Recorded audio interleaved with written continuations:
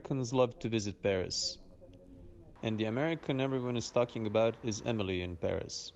With the French capital under coronavirus curfew, I was inspired by this riveting series to revisit some of my favorite tourist sites.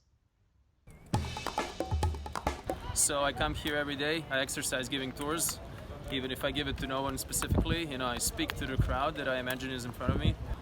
When is this arch built and for what purpose? When was this arch built and for what purpose? It was built in what is 1807 for the purposes of the triumph of the... How does it connect to Place de la Concorde and how does it connect to the great triumphal arch It's a part of the at the top of the Champs? The local French at Musée d'Orsay were fascinated to hear about the history of the building in the heart of Paris. So yeah, here we have the Orsay Museum. It used to be a train station. Yeah, the building is made to be the museum, but it was actually a train station before that. Okay. And before that it was burned down. Oui, je sais. Okay. We're at Esplanade d'Invalides. Visitors today are delighted to see the final resting place of Napoleon, or most of him.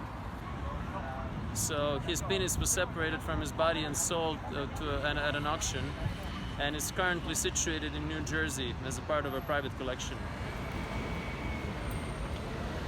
Looking at the monument to the French Revolution, this is where the prison of Bastille used to be, and in that prison a certain Marquis de Sade. He is the person after which sadism was named. I discovered his book 120 Days of Sodom when I was fairly young, and I read it about 120 times. What's your tour of Notre Dame during confinement? It mostly focuses on the exterior of the building, whatever's left of it. When was the last time you did a guide here, a tour guide here? It was the exact same day when the cathedral burned down. Looked much better before. I think it's moderately beautiful. I would say 5 out of 6. Sorry, 5 out of 10. Yeah. 5.5 out of 10. Yeah.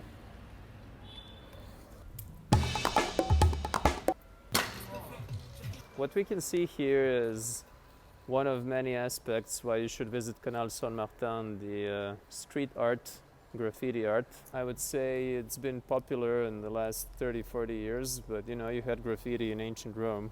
They had them in Egypt as well, You could regard hieroglyphs as graffiti, very sophisticated graffiti. I think this is even more sophisticated in its own way, of course. I mean, the cup shufflers, you should go for that one. Signatures, that's a classic. Those guys who tie like a bow around your finger and then they don't let you go until you give them money, like that's also a local favorite. Well, we have a Beau Comte in Marais. This is a great example. This is very 90s, I would say. I think I actually owned something like this back in the day. Always a bit of a lottery, if you'll catch some skin disease from these previously owned affairs. You reckon it's coronavirus proof? Oh, definitely. I think this is hydrogen bomb proof. I think this is like slowly normalizing the idea, next year we'll be all walking around with those. Looking at the Eiffel Tower per se, you can see that much like other items of Art Nouveau provenance, it's very raw and very sophisticated.